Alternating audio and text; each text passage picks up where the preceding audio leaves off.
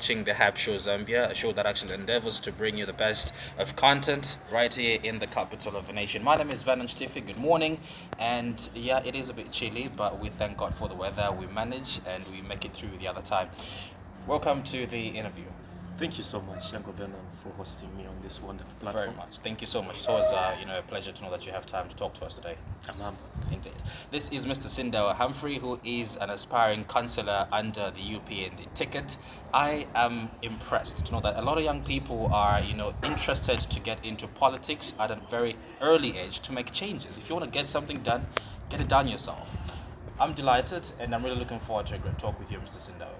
Sure, the pleasure is always mine. Let's pick it up on the note that how did you get into politics, knowing that politics is a very interesting game that today we young people feel it is something for the older, the aged ones to get into and run things as leaders. But what really got you to start politics in the first place? To begin with, I would love first to acknowledge the fact that being young does not make one qualify for political leadership.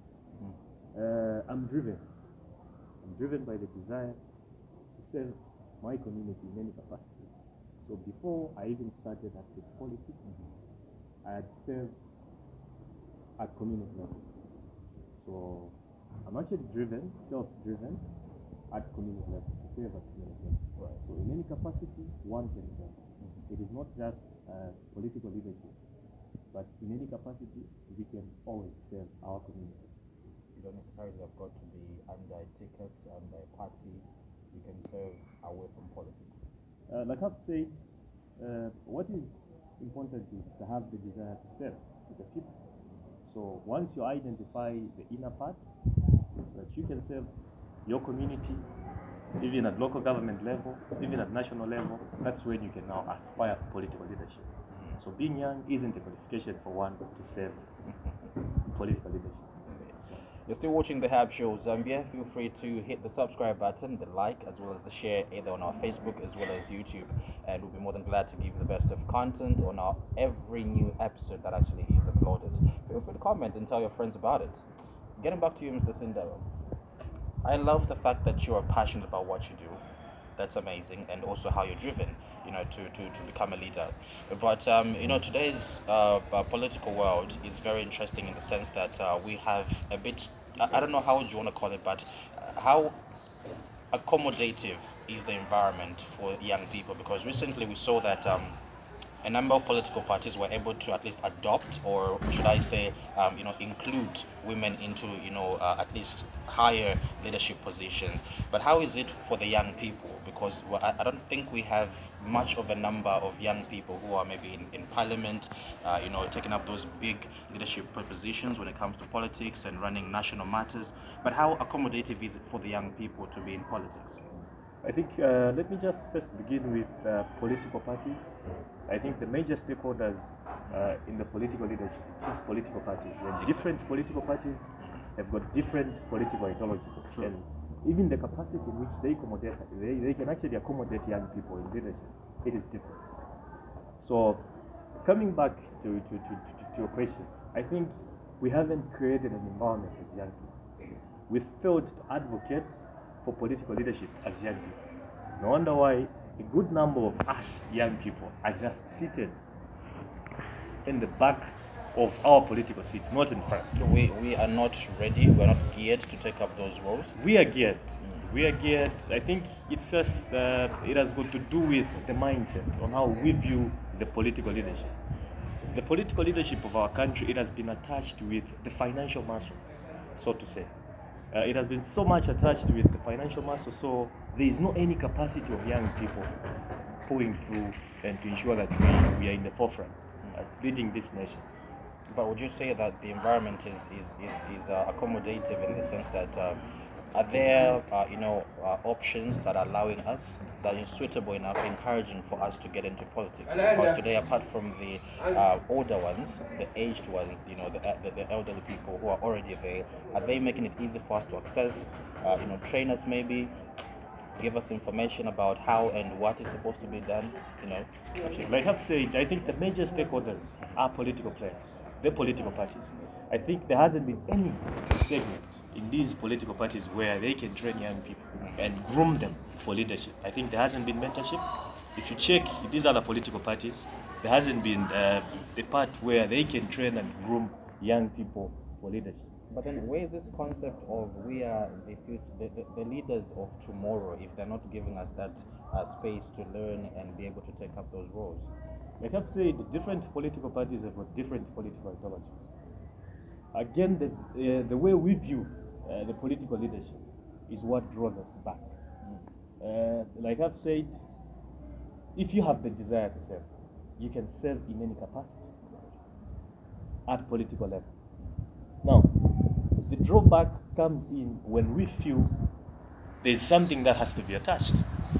If you look at the political setup of our country, you would find that in order for one to run for maybe elections, you need to spend. Absolutely. Yes, you need to spend, you need to dish out money. So the culture itself, it gives us the picture that we young people are not yet financially stable. It's only for people that are financially stable. Okay. But the brain muscle, it should be based on the brain muscle, it should be based on the ideas, it should be based on the visions that we have. Interesting. Let us draw backwards to where we now look at your your personal background. That was interesting to know about politics, and I feel we should be able to have an idea of what the political world is, or leadership in general, before we start looking and trying to endeavor into it. But getting back to your personal background, how did you find yourself in a place where you want to be a leader? Maybe you were trained, maybe you were you went through some training while you were young, and you actually developed that desire to become a leader and serve the public, serve the people. How did you come up with all of that? Your background. How did you become, a leader? I think I must make mention of the fact that I'm a product of what humble people have made. I represent a community. I come from a community that is downgraded, a shanty compound community. I come from a humble background where young people are not given the opportunity to represent themselves. I think my leadership, like I've said, it is drawn from the benchmark of the sacrifice of great men that have gone before us. So I draw my inspiration for political leadership from the women, from men that have sacrificed so much for the growth of our community. So my political inspiration started way back the time I was in school. When I was in school, I think grade 11, I started aspiring for the very same political leadership. I started reading books, getting to prepare myself for what is coming ahead of me. At the time I went into college, I affiliated myself and associated myself so much to the student union body, of which it happens that I served in some capacities. We advocated for the welfare of the students. So it's not something that is just born there and then, but it calls for preparation. And from there, I started learning a lot about political leadership. I underwent some trainings that were via online, under YALI, Young Africa Leaders Initiative. I started doing some online courses on community development, so that I can equip myself for the work that is ahead of me. So preparation is one of the most cardinal step that one has to take. You need to prepare before you even enter the actual game. Interesting. It's very powerful to know that you were ready the whole time and you actually been preparing yourself this whole time. But did you have at any particular time where you were guided by any of the people maybe you said you were inspired by? Like I've said, I've interacted with great men and men that have made an impact at community level. The likes of Christopher Kangombe. I remember there was a time when I was in Kitwe, that was in 2014. I had an ample time to visit his office and just to find out how the political arena is in Zambia, what it takes for one to aspire for political leadership, be it at local government level, even at national level.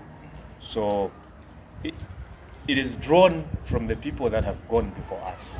So the level of interaction, even from here in Lusaka, before I even started aspiring for this political leadership that I'm into as an aspirant for Lima, I've learned a lot from the likes of Humphrey Sindawa, who is the Lusaka district chairman for the UPND party. So, like I've said, it is drawn from the people that have gone before us. Exactly. Sure. All right. Thank you so very much. You are still watching the Hab Show Zambia right here, and we're talking to Mr. Humphrey Sindawa, an aspiring candidate for Lima Ward. Stay tuned. We'll be back with more.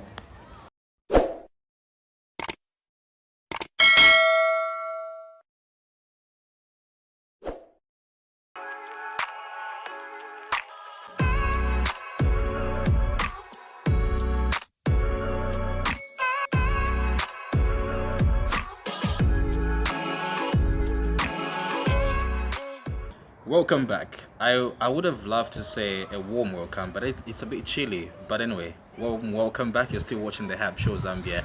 And my name is Vernon Steve. We are still talking to Mr. Humphrey Sindawa, who is an aspiring candidate for Lima Ward 26.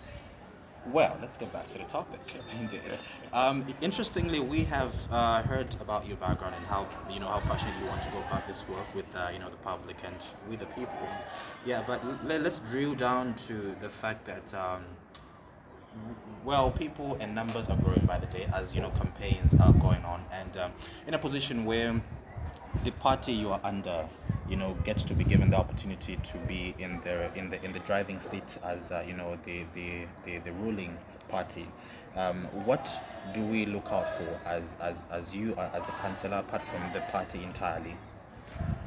Thank you so much. I believe the vision that we have as a party, it is a vision that aims at uniting downgraded communities, and it is very factual to note that I represent a community that is downgraded, which is a shunned type of a setup, a clustered type of a settlement community.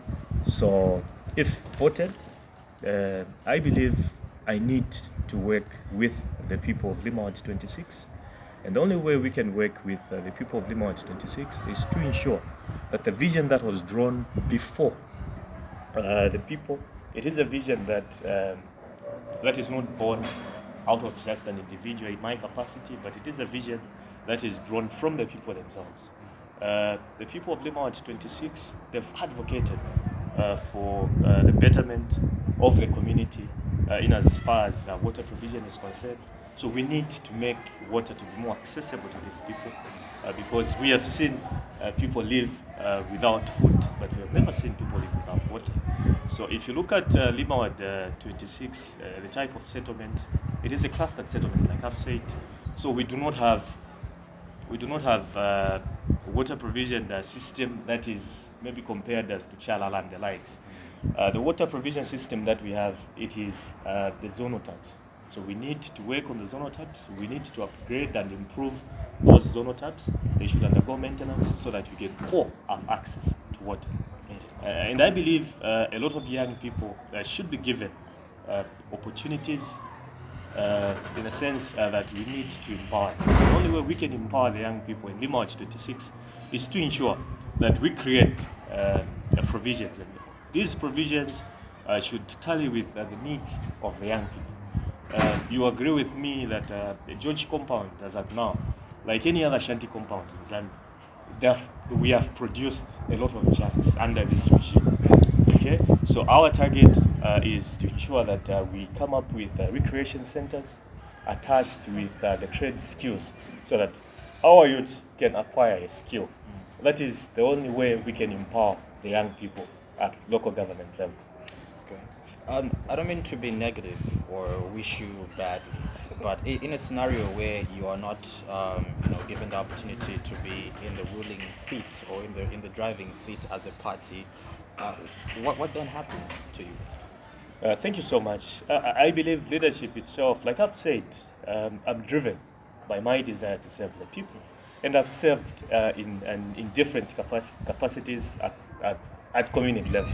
So if not given the opportunity to represent the people, I believe I'll get back and serve in any capacity. I'm running a certain organizations at community level. There is the Blue Boys in George Compound, sponsored by my initiative, as well as other well wishers that have decided to come on board. So I can contribute to the growth of my community, not only as a councillor, but as a member of that particular community. So it is not just leadership, no. It is the desire and the will that an individual has towards the community. So in a positive way, if not given the mandate, we can still serve our community in other capacities. That's powerful. Yeah, because we've recently seen a lot of people, because they've not been adopted, they shift to and from the other party because of, trying to get where things are happening. But it's actually interesting to hear that, coming on the note that, you are a leader and, advocating for change and development in, the word that you're aspiring for. What is your word to the people, the young people, fellow young people who are more into they're being used as tools of violence instead of advocate or instruments of development and change itself? What is your word to them?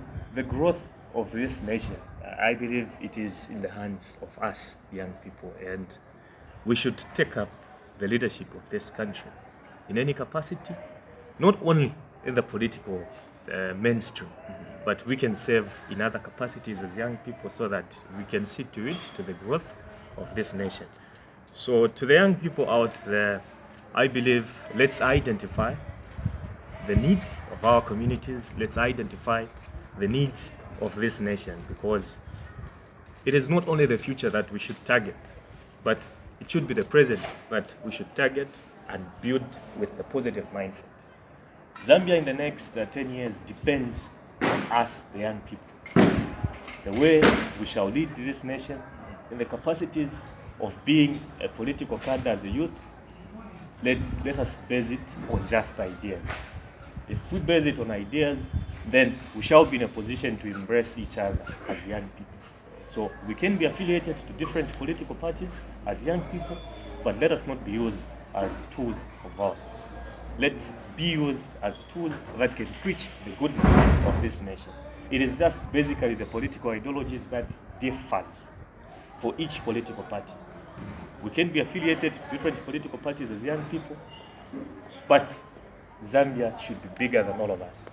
And it is only to Mother Zambia that we should look up to and say, wow, we have to do this for Mother Zambia. Indeed, sure. Amazing. We appreciate your time coming over, Mr. Humphrey.